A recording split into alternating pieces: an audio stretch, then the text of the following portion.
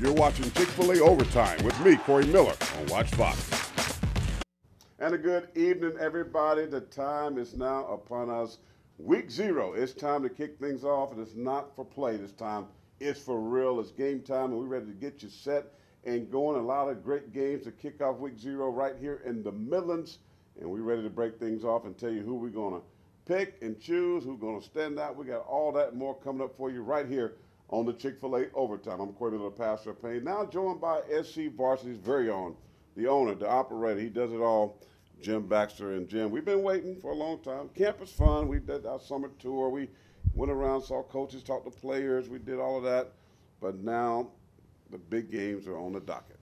Yeah, about half the teams in the state. We had 65 games this weekend, 65 real games this weekend. There's some jamborees going on too, right. But statewide, all those teams in action. So it's going to be great. We got a lot of great action in the Midlands, and I'm looking forward to it. This is real football. And you know this, you've been a former player, coach, and it's always an excitement. I mean, because you go through camp. I remember back in the day, we used to have cots in the gym and, you know, eating together. You're building that bond. You're building that trust with players and coaches, guys that you feel like you're going to be able to count on Friday nights. And it's really, camp is a good thing. It's tough, it's hard. You kind of, it separates guys too.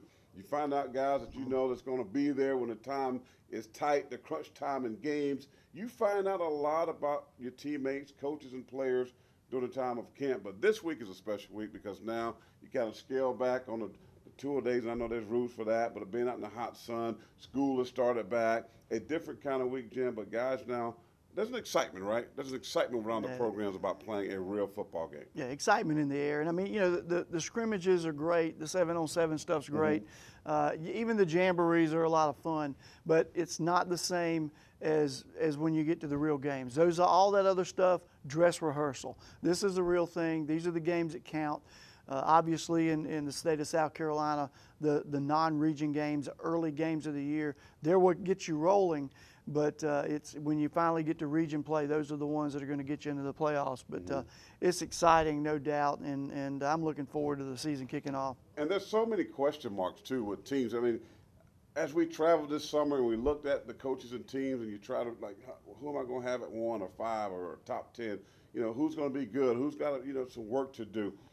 I look at a lot of teams. I look at a lot of variables. I mean, you know, coaches is one. You know, who's their coach? You know, who's going to have these guys ready? You put a lot of faith and trust in coaches, right, building a program. You know Tom Knotts. You know the Eric Kimmers. You know Reggie Kennedy. These guys going to have some good football teams. Then there's some question marks.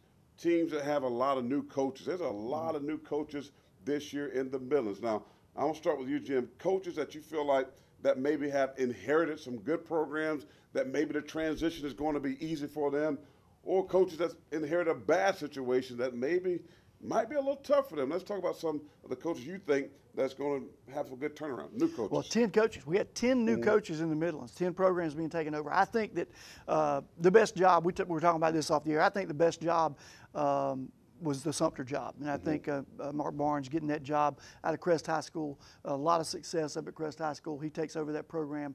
They're going to be strong. And I think of the 10 openings, that was probably the best job to walk into. But, I mean, there's others out there. You know, Robin Bacon, who's been the offensive coordinator over at Spring Valley for several years, takes over as the head coach this year. They shouldn't miss a beat. I think they'll be improved this year. They're gonna still run the flex bone, but they're going to run it a little bit differently this year, and they'll be throwing the football. But I think that Coach Bacon can have some success over there. And again, Sumter, I think, will have some success. There's some that are going to struggle. I mean, there's some jobs that are a little bit bigger tasks. What about like Heathwood? You know, I mean, well, Heathwood's going to be a big task. Steve Victory, yeah. Hey, he's got the name, Steve Victory, but how strong will they be with Victory there? He comes from Louisiana, takes over a program that really not where they want it to be right now, not where they're used to seeing the Highlanders. Got a good sophomore quarterback in Corey Glick, and I think that they've got the potential to be an improved football team this year. But he's got a big job. Well, everything's going to be surrounded by Brandon Hill, the linebacker/running back. Of course, he's coming off that broken leg. We talked to him. He seems to be healthy. He didn't practice when we were out there. They were scrimmaging against Augusta Prep, but he's ready to go, and that team is going to be built around him. Now, coaches, I think that has inherited a good situation. Perry Parks of Ridgeview, I think, and people are like, well, this team has been bad for the last couple of years. Yes, but what I'm telling you, there is a passion, There's a mantra. There's a confidence. He has changed the program. And I talked about this with Steve Spurrier when he came to South Carolina, a guy that really like he had an influx of energy, of confidence in the program. This team believed finally. And I think these players believe that they can win, that they're good enough. We know they have good athletes. I think Perry Parks, when you look at new coaches, this program at Ridgeview is going to be turned around. I saw them scrimmage. They got a good football team offensively. Defense, they got some work to do. They gave us some points, Jim, but I look forward to Perry Parks doing a really good job over there. Matt Kelvin, my former teammate, former VMI offensive coordinator under Sparky Woods. He played in the pros. This is a team, again, same kind of situation. A bad Lugoff Elgin football team. Couldn't beat me and you last year, but let me tell you something. He's got some good-looking players. Even his son's playing for him, a senior now over at Lugoff Elgin. He brought some guys out to the Chick-Fil-A event the other night. They got good size. They got good coaching. Coach Armstrong's over there, Mike Armstrong, another teammate of mine at South Carolina as a strength coach, as an offensive line coach.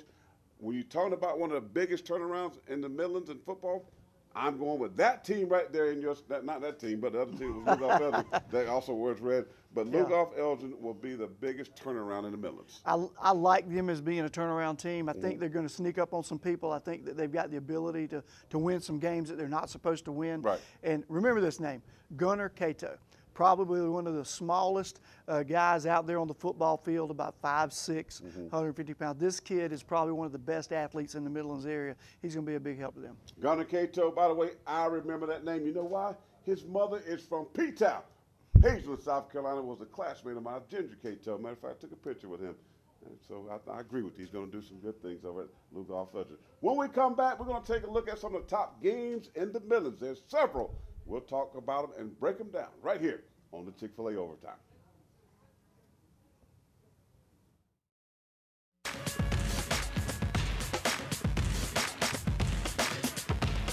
You're watching Chick-Fil-A Overtime with me, Corey Miller, on WACH Fox. And we're back. High school football is upon us, week 0. A lot of great games that's going down right here in the Midlands, and we're here, for your best high school football breakdown and coverage. No better than the Pastor Payne and the coach. I'm going to call him the coach of scvarsity.com, Jim Baxter, who follows it more closely than anybody I know. But we're in tune with these games. So let's take a look, Jim, at a lot of these great games in the Midlands. And there's a ton. Because normally the first week, maybe sometimes they're not great games. But let's start with this one from the top, because they played last year as well. The Battle of the Bluff, Dutch Fork and Greenwood. Two coaches that Coach Knott's told me they're friends now. Coach Pippin, but last year it was kind of a lopsided game. I don't know if it's going to be that lopsided this year, but it's a good game to kick off this week. Yeah, Greenwood started off, they came into the season last year highly ranked, and Dutch Fork ran over them. There were a lot of mistakes in that game for Greenwood, and they recovered, later in the season, wound up going 9-5 overall, winning 8 games in a row, and did a good job. But it'll be a tough game. It should be a good game. No doubt about it. Rock Hill and Blythewood is going to be a good game as well. Rock Hill's a solid football team, but Blythewood and Coach Dan Morgan trying to bounce back, trying to get this team back on the right path. Now, here's a game last year that was a really close game. Went in overtime, Brooklyn Casey and Fairfield Central. I know you're close to this one because your son coaches at BC. Yeah, I like this game. I think that Brooklyn Casey is a better football team than they were last year. I think that Fairfield Central lost a lot of talent, especially the running back, Joseph Young, but they got that quarterback back. So this is going to be a great game. It's at Fairfield Central. Fairfield Central wants some revenge on Brooklyn Casey for that loss last year, so should be a good game. Lower Richland, Spring Valley, because Spring Valley is not the same team. Coach Robin Bacon taking over there against a talented Lower Richland team who I saw scrimmage last week, a team that got really good wide receivers, very good skilled players, a good solid quarterback. Defense is going to be an issue for Lower Richland, but this will be a game that's going to be a good game to open the season, and anything can happen in the opening game of the season. Westwood and River Bluff. I really like this game. I like Westwood a lot too. Yeah, Westwood's got they've looked better on defense in the preseason than I thought they would after losing all that talent. So that should be a good game. River Bluff lost a lot of talent, but they've got Brandon Tillman at quarterback. He's a game maker. So we'll see what happens in that game. And a battle of the bridge. Lugoff Elgin and Camden. These guys don't like each other. The Chick-Fil-A in Camden was popping. We was down there the other day, and those folks at Camden are going crazy. But they're doing something neat, and I'll tell you about that later on in the program. Now, I caught up with Coach Tom Knotts on yesterday to talk about the battle with Greenwood in the Battle of the Bluffs. On defense, we're going to miss Lane Ecton. I mean, he's been doing it since he was a ninth grader. You know, I look over there, where's 7? You know, he should be right there, and he's gone. You know, he was here 4 years, just did a great job. But I think Steve Davis Jr. will step it up. You know, he's big, he's fast, he's a total package. We'll just see if he's mentally, you know, if he's ready to go and lead like what Lane did. And you got him. You know, you just miss a guy like Matt Colburn, great student athlete. Really, the senior class wasn't full of leaders, but Matt was a true leader and just a great kid and fun to be around. We're going to miss him, but he's going to do well at Wake Forest. It's going to be a problem for Dutch Fork. A lot of guys hurt. They told me that they had 11 starters out at one point during the course of summer camp. Now, Dan Morgan and Blythewood, we told you about the game taking on Rock Hill. Dan Morgan got a lot to do over there, but they got some players to do it, especially his quarterback, David Israel. He's fantastic. He does a great job. He had a pretty good night. We still want to get a little sharper. We missed a few reads. You know, I think we're tough on these guys because we expect that offense to really click and do a little better than we are at this point. Now, Jim, I can say this. When you look at some of these teams, Greenwood, Coach Pippen does a really good job up there. His team came down here to scrimmage to Westwood, so I think this is a team that's going to be prepared. I mean, because when you scrimmage a team like Westwood, it gets you ready for a team like Dutch Fork. Two very similar coaches, Tom Knotts, Dan Pippen, both very good at preparing their football teams.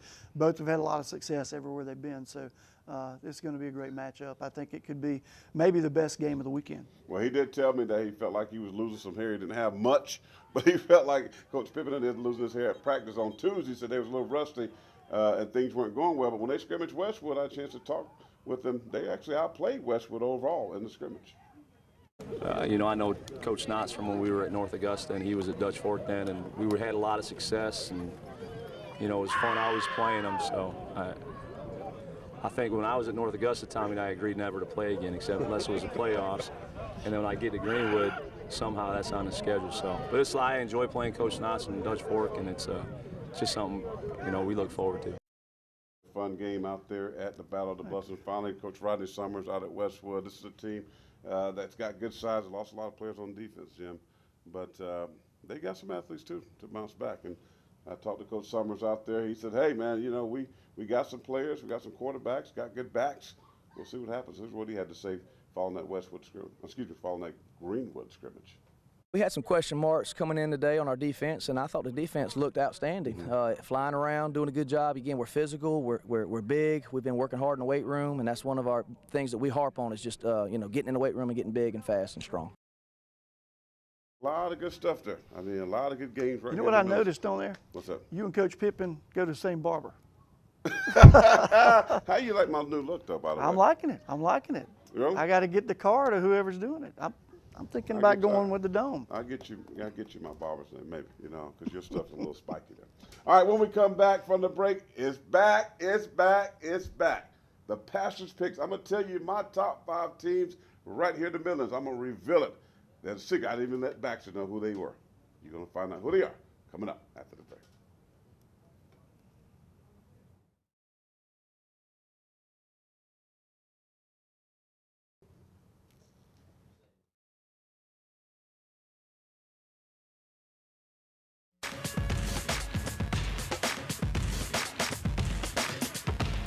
You're watching Chick-Fil-A Overtime with me, Corey Miller, on Watch Fox. It is time for one of the most anticipated segments in all of sports. It's time for the Pastors Picks, my top 5 teams in the Midlands. Brought to you by, you see this great name right here, Palmetto Wildlife Extractors. You got alligators, you got snakes, you got any type of animals that don't belong inside your house. You need to call my guys, Justin and Patrick. They do a great job. You know how I know that? Because they got a snake out of my kitchen, underneath my kitchen sink, believe it or not. So they do a great job. Let's roll out, Dustin, the most anticipated top 5 in all of sports. Number 1, my number 1 team in the Midlands, Jim, the Dutch Fork Silver Foxes. Despite the 11 guys that were hurt in the summer, despite losing some of the best players like Mr. Football Matt Colburn, I still like this football team. You know why?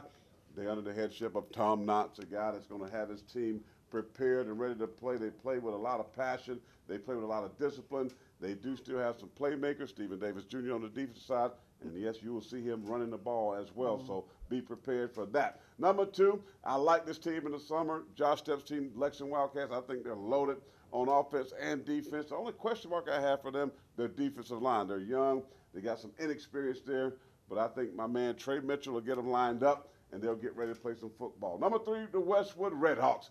I love what Coach Summers is doing over there. They're big, they're strong, they're physical, they're talented on the outside, good running backs. Also as well, they got a running back a lot of folks don't know about. He's a change-up guy. One of them guys that go choo-choo-choo. He can get north to south real quick. You're going to see that guy. It's a surprise. I ain't going to tell you who he is, Jim, because you're going to copy my picks. Number 4, the Irmo Yellow Jackets. Watch Reggie Kennedy and this team bounce back. I know you said you were a little concerned after you saw them in scrimmages, but I'm not. This team is well coached. They got better athletes, got better players.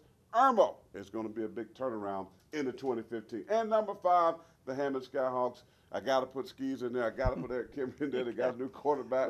They're good. I mean, 7 out of 9. They got to get in my top 5. You got Hammond over some of the teams. Hammond is my number 5 team. Stay tuned for the next segment where we'll have the correct top 5. Now, the Battle of the Bridge is coming up. Camden and Lugoff. Of course, Camden had a big loss for one of their football players, and an accident was thrown from the car.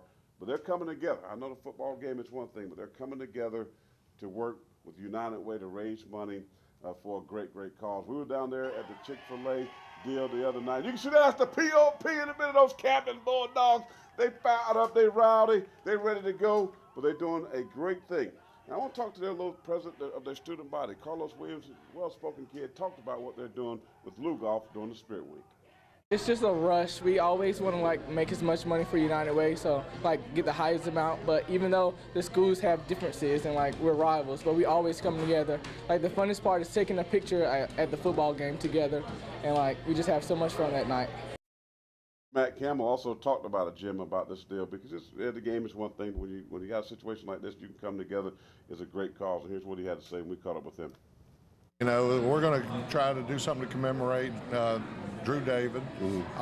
Everybody's going to have a sticker on their helmet for him. Also this week we have a big United Way fundraising drive, and it's Camden versus Lugoff in that too.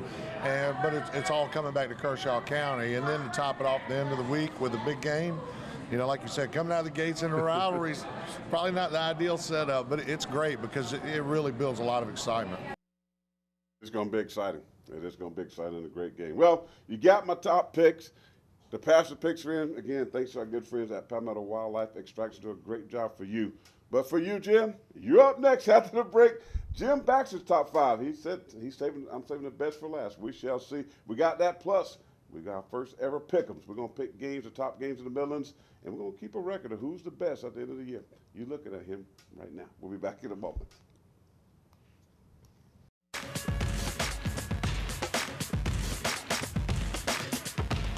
You're watching Chick-Fil-A Overtime with me, Corey Miller, on Watch Fox. Welcome back to Chick-Fil-A Overtime. Corey Miller, Jim Baxter with you. You just heard the pastor's picks, my top 5 teams in the Midlands. Now it's time for JB, Jim Baxter of SCVarsity.com. Before we get to the correct ones, I am going to induct you onto my wall of fame in my office. And before T.O. had one of these in his sock. So you're going to sign that for me. And you're going on the Hall of Fame. I got a place for you. You're going to be right up there with Archie Manning and Gale Sayers and Walter Payton and all those guys. Man, I was ripped up. Look at them guns. Yeah, you were a run stopper. You were a run stopper. I was about 60 pounds lighter, too. That's all right. But yeah, now we got that done. We can get to the correct picks in that top 5 in the Midlands. Lexington Wildcats, number 1. You talked about them earlier. You said it right. They've got the most talented skills position in the Midlands area. I think their defensive line is going to be fine. I think their weakness is going to be on the offensive front. But I think they're going to be very good at wide receiver. Dutch Fork Silver Fox is number 2. We'll see how well they do. They've replaced Matt Colburn when they play tomorrow night. Blythewood Bengals at number 3. I like the way they performed in the preseason in jamborees. Blythewood number 3. Westwood, your Westwood Redhawks at number 4. And number 5, the Brooklyn KC Bearcats. I know you're shocked about that. Let me tell you something. 3 running backs in that flex bone. They've got the ability to have 2 of those kids over 1,000 yards this year. They are 3 very good running backs. I cannot. Blythewood hadn't done enough to be. Oh, Listen, whatever. Tim, I'm good. you I'm got gonna do he better. had Hammond at number All right, 5. Well, maybe you can. Look, they won state titles. Well, maybe you can do better at this. This is our first year of our pick'ems. We're going to pick games, and we're going to keep a total throughout the year. Who's better, me or Baxter? Here we go. The games we're picking. The games we looked at earlier. Matter of fact, the full screen. You know who you like, Dutch Fork, Greenwood. Who you like in this? Who you got, Baxter? I got Dutch Fork. I got Dutch Fork over Greenwood. They beat them down last year. I like Coach Pippen. Kind of sound like Scottie Pippen, but they won't be popping at the Battle of the Bluff. They're going to lose. Rock Hill, Blythewood, Mr. Oh, let me guess who you got. Blythewood's in my top 5. Got to take Blythewood. I'm taking Rock Hill, the Thrill Hill. The Thrill will be gone from Blythewood next week for you. Now, Brooklyn Casey at Fairfield, let me guess. Who you got? Taking Brooklyn Casey on the road. I'm taking Fairfield Central. I think they're the team to beat them last year. They will beat them again, Jim. That's 2 Lower losses. Richland, Spring Valley. Spring Valley.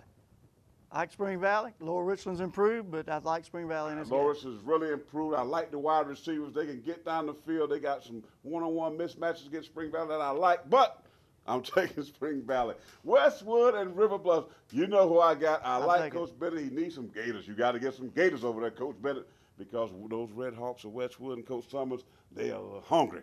They're coming to eat. I like Westwood in that. And Lugol Felton in Camden, the Battle of the Bridge. Who's going to own that bridge area down there by the Walmart in Camden? I'm going with my former teammate, Matt Campbell. Resurrected team, Lugol Felton will win this game over Camden. Lugolf Elgin's going to win that game. I'm going with Lugolf Elgin. So we had different picks on Rock Hill, Blythewood, Brooklyn, Casey, Fairfield Central. So that's your 2 losses, and we'll get on with it. I'm going to be right. I like to know who Dustin and Aaron like in these games. We might get them to do something. What we need to people need to tweet and say who they think is going to win the season. We'll put that on our Chick-Fil-A overtime page to see who you like in these games. Week 0 is here, folks. It's been a great, great start into this summer as we get ready for some football. It's going to be a great weekend. Looking forward to breaking all these games down for you on next week. And Jim Baxter will be wrong on several of his picks. And I can't wait to prove that to you on next week. For Amalyn Pennycup, for Dustin Martin, Jim Baxter, I'm Corey Miller, the pastor of Payne. Have a great week 0, and we'll see you on next week.